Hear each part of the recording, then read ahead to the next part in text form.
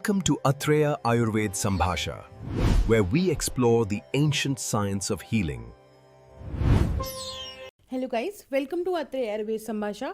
पांडु के बाद अब हम बनाने वाले हैं कामला के ऊपर। अगर किसी ने पांडु वाली वीडियो नहीं देखी हो तो डिस्क्रिप्शन में मैं उसका लिंक दे दूंगी, तो प्लीज़ आप जाके उसको देख लीजिएगा। उसके बाद हम चलते हैं कामला के ऊपर, जो कि है उसकी परिभाषा। पांडु रोग से पीड़ित जो व्यक्ति पित्त प्रकोपक द्रव्यों का अधिक मात्रा में सेवन करता है तो उसका बढ़ा हुआ पित्त रक्त और मांस को जलाकर कामला रोग को उत्पन्न करता है। नेक्स्ट है इसके निदान और रोग के कारण, जो कि आहारज निदान है। अत्यधिक अम्ल, लवण, कटु और उष्ण पदार्थों का सेवन और विधायी आहार का और मदपान का सेवन करने से कामला की उत्पत्ति होती है। विहारज कारण क्या है? धूप में अधिक रहना या आतप सेवन करना। धूप में अधिक रहने को ही आतप सेवन कहते हैं। अत्यधिक शारीरिक परिश्रम करना, क्रोध करना, भय और अनियमित जीवन शैली, जैसे कि अधारणीय वेगों का धारण करना, दिनचर्या का पालन न करना। नेक्स्ट है इसकी संप्राप्ति, जो और रोग चक्र। संप्राप्ति है निदान सेवन करने से क्या हुआ? पित्त का प्रकोप हुआ, फिर रस मांस विकृति होती है, श्रोतो अवरोध होता है और कामला की उत्पत्ति होती है। यह चार्ट पित्त दोष के संचय से लेकर रोग की अभिव्यक्ति तक के चरणों को दर्शाता है, तो आप ध्यान में रखिएगा। और ये इसी प्रकार की संप्राप्ति है। इसके 3 भेद होते हैं, आप तीनों भेदों की संप्राप्ति में ये लिख सकते हैं। संप्राप्ति घटक हैं इसके। दोष है मुख्य रूप से पित्त दोष, पाचक और रंजक पित्त की प्रधानता होती है। दूष्य है रक्त और मांस धातु मुख्य रूप से विकृत होते हैं। अधिष्ठान है इसका यकृत और प्लीहा। रोग के मुख्य केंद्र जो होते हैं, श्रोतस कौन से हैं? अन्नवय श्रोतस और रसवय श्रोतस। तो क्या होता है? श्रोतसों में अवरोध हो जाता है। साध्यता क्या होती है? कोष्ठाश्रित कामला जो है वो साध्य है, जबकि कुंभ कामला कष्ट साध्य है।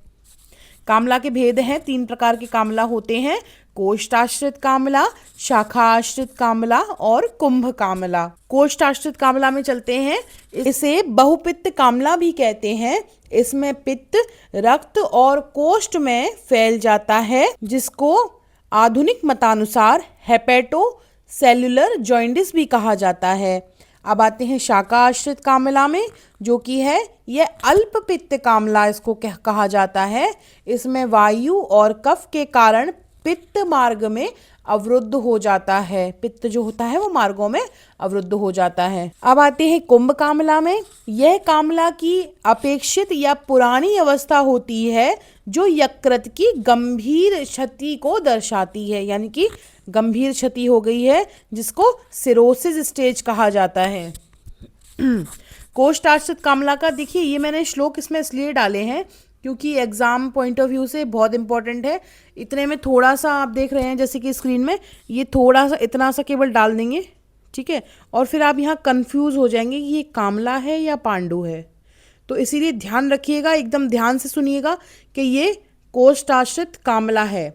तत्र पांडु वामई स्निग्ध स्थिति तीक्ष्णो रूर्ध्वम विशोधिता मृदु भिस्तक्तिके कामली तु विरेचनम। ठीक है, इसका अर्थ देख लेते हैं। पांडु रोग से पीड़ित व्यक्ति का स्नेहन और तीक्ष्ण वमन द्वारा शोधन करने के बाद कामला के रोगी को तिक्त द्रव्यों से सिद्ध मृदु विरेचन कराना चाहिए। ठीक है, अब आते हैं शाखा आश्रित कामला के संक्षेप में। यह एक प्रकार का कामला या पीलिया, जिसे अवरोधक कामला यानी कि ऑब्स्ट्रक्टिव जॉइंडिस भी कहा जाता है। इसमें वात और कफ दोषों के कारण पित्त का मार्ग अवरुद्ध हो जाता है। मुख्य लक्षण इसके क्या है? मल का रंग श्वेत या तिलपिष्ट निभ, ये बहुत इंपॉर्टेंट है, तिलपिष्ट निभ या सफेद मिट्टी के समान होता है। मूत्र का रंग गहरा पीला और नेत्र त्वचा का पीलापन हो जाता है, नेत्र में और त्वचा में पीलापन हो जाता है। पाचन शक्ति मध्यम प्रभावित होती है। ठीक है, तो इसका ये संक्षेप में देख लीजिए आप थोड़ा सा। तो तिल पिष्ट निभ का मतलब होता है तिल के कल्क के समान मल त्याग करता है। तो उससे यह समझना चाहिए कि कफ के द्वारा पित्त का मार्ग जो है वो रुक गया है। ठीक है, तो ऐसी अवस्था में कफ को दूर करने वाली औषधियों द्वारा पित्त को शांत करना चाहिए। तो क्या होता है, पित्त का मार्ग अवरुद्ध हो जाता है, पाचन शक्ति मंद हो जाती है, मध्यम प्रभावित होता है। इसमें किसका अवरोध होता है, वात और कफ अवरोधक हो जाते हैं। और तो वात और कफ अवरोधक होते हैं, किसका मार्ग अवरोध होता है, पित्त का मार्ग अवरोध होता है। ठीक है, तो इसका श्लोक है तिल पिष्टिक निभम यस्तु। इस श्लोक में वर्च है तो इसमें शक्रत आ गया, वैसे बात तो दोनों की सेम है। वर्च सृजति कामली श्लेष्मणा रुदमार्गम तद पित्त कफहरेर जयेत। अर्थ इसका है, जो कामला रोगी तिल की पीड़ी के समान मल त्याग करता है उसका पित्त के द्वारा मार्ग अवरुद्ध होने से ऐसा होता है। तो उसे क्या करना चाहिए, पित्त और कफनाशक उपायों से जीतना चाहिए, यानी कि पित्त और कफनाशक औषधियां देनी चाहिए। इसके लक्षण क्या होते हैं, हरिद्रा नेत्र हो जाता है, आंखों में पीलापन हो जाता है, हरिद्रा और क्या होता है, हरिद्रा में मतलब मूत्र जो होता है वो गहरा पीला रंग का होता है। नख और त्वचा में पीतता आ जाती है, नाखों और त्वचा में पीलापन हो जाता है, दौर्बल्य हो जाता है और अविपाक हो जाता है। ठीक है, भेदानुसार इसके लक्षण क्या है कि जो पुरुष कैसा त्याग करता है उसका रंग कैसा होता है, पीला या गहरा कोष्ठ आश्रित में, शाखा आश्रित में श्वेत और तिलपिष्ट निभ। ठीक है, जैसा मैं आपको बता चुकी हूं इससे पहले। पित्त की स्थिति कैसी होती है, अत्यधिक पित्त की वृद्धि हो जाती है। पित्त का मार्ग इसमें क्या होता है, शाखा आश्रित में, कि मार्ग का अवरुद्ध हो जाता है कफ के द्वारा। और पाचन शक्ति कैसी होती है, इसमें अत्यधिक मंद हो जाती है। और इसमें शाखा आश्रित में कैसी होती है, मध्यम प्रभावित होती है। मुख्य दोष क्या है, पित्त है और शाखा आश्रित में वात और कफ अवरोधक है। चिकित्सा सूत्र इसका है तत्र कामलीनाम मृदु विरेचनम काम्यम। ठीक है, आचार्य चरक के अनुसार है ये, कामला के रोगियों के लिए मृदु विरेचन या मृदु विरेचन कराकर सबसे उत्तम आवश्यक चिकित्सा है, यानी कि उनको मृदु विरेचन कराना चाहिए। मैंने आपको बताया था कि यहाँ पे विरेचन देखिए किस किस चीज़ों का कराया जा रहा है। तो अब देखिए मैंने आपको बताया था तमक श्वास में, उसमें क्या था, तम केतु विरेचनम, यानी कि तमक श्वास में तम केतु विरेचनम कर रहे थे, उसमें भी विरेचन कर रहे थे। उसमें विरेचन किस चीज का कर रहे थे, आमाशयगत कफ का। और यहाँ पे क्या कर रहे हैं, आमाशयगत पित्त का। ठीक है, तो देखिए मतलब ये ध्यान रखिएगा कहाँ कहाँ विरेचन हो रहा है, किन किन। उसमें एक डायरी बना लीजिए, उसमें लिख दीजिए विरेचन कौन कौन सी व्याधियों में होता है, वमन कौन सी व्याधियों में श्रेष्ठ है। ठीक है, बस्ती किस किस में जाना श्रेष्ठ है, कहाँ पे कौन सी औषधि देनी है, कहाँ पे क्या देना है। देखिए मैं अब उसके बाद मैं अब ये वीडियो जो बनाना भी चालू कर रही हूँ, जिसमें कि औषधि उसके योग और कहाँ कहाँ उसको यूज़ करना है, उसकी वीडियोस भी आएंगी, तो आप उस पर ध्यान दीजिएगा। अगर आपको वो वीडियोस चाहिए तो आप कमेंट में लिख सकते हैं औषधि। अब इसमें आते हैं शोधन चिकित्सा, जो कि पंचकर्म चिकित्सा है।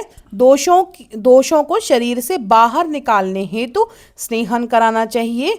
औषधि सिद्ध घृत जैसे कि कल्याण घृत का पाल कराना चाहिए। मृदु विरेचन में तीव्रत, याद रखिएगा कि शोधन चिकित्सा कहाँ बताई थी, कहाँ, कामला में। और कामला में क्या दिया जा रहा था, तीव्रत अवलेह या अमलतास के द्वारा। ठीक है, तीव्रत अवलेह इंपॉर्टेंट है, कामला में ये दिया जाता है। अंशु चिकित्सा क्या होती है, यकृत को बल देने हेतु विशिष्ट औषधियां। ठीक है, जैसे कि भुआमल की चूर्ण, हरितकी चूर्ण, त्रिफलादि चूर्ण। तो और क्या दे सकते हैं, पुनर्नवादि मंडूर दे सकते हैं, मंडूर भस्म दे सकते हैं। ठीक है, नेक्स्ट हम चलते हैं शमन औषधि और इसकी चिकित्सा पर। क्या है, भुआमल की, कुटकी, पुनर्नवा और कालमेघ का उपयोग करना चाहिए। देखिए मैं आपको कालमेघ की वो बताती हूँ कि कितनी अच्छी इसकी वो है, कार्य है। कालमेघ इसमें कामला में तो दिया ही दिया जाता है। ठीक है, साथ में जो न्यूरोपैथिक डिजीज होती हैं, जैसे कि डायबिटिक न्यूरोपैथी, तो उसमें क्या होता है, जिसका व्यक्ति का शरीर जो होता है वो सुन्न पड़ जाता है, कभी कभी मतलब आधा शरीर शून्य पड़ जाएगा, किसी का पूरा पड़ जाएगा, उठा ही नहीं जाएगा, तो उसमें कालमेघ बहुत अच्छा काम करता है। तो एलोपैथिक वाले तो संघर्ष करते ही हैं, क्योंकि उनके पास ग्लाइमिप्रोइड और मेटफॉर्मिन के अलावा कोई चॉइसेस है ही नहीं, लेकिन अपने पास तो बहुत सारी हैं, है ना। तो उसमें कालमेघ का उपयोग करना।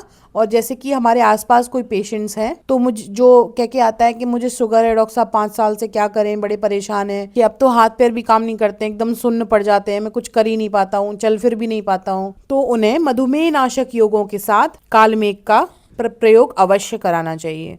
ठीक है, अब इसके शास्त्रीय योग पे आ जाते हैं। आरोग्य वर्धनी वटी फल त्रिकादिक्वाद पुनर्नवा मंडूक। अनुपान क्या करना है, कैसे करना है? औषधियों को शहद के द्वारा या फिर गुनगुने सुखोष्ण पानी या मट्ठे के साथ लेना श्रेष्ठ होता है। मट्ठा क्या होता है? पित्त शामक होता है, इसलिए मट्ठे के साथ लेना है। पथ्य और अपथ्य क्या है?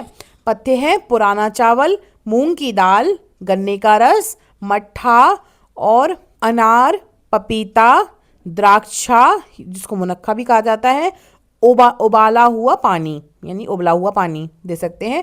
अपथ्य क्या है? परहेज करना चाहिए।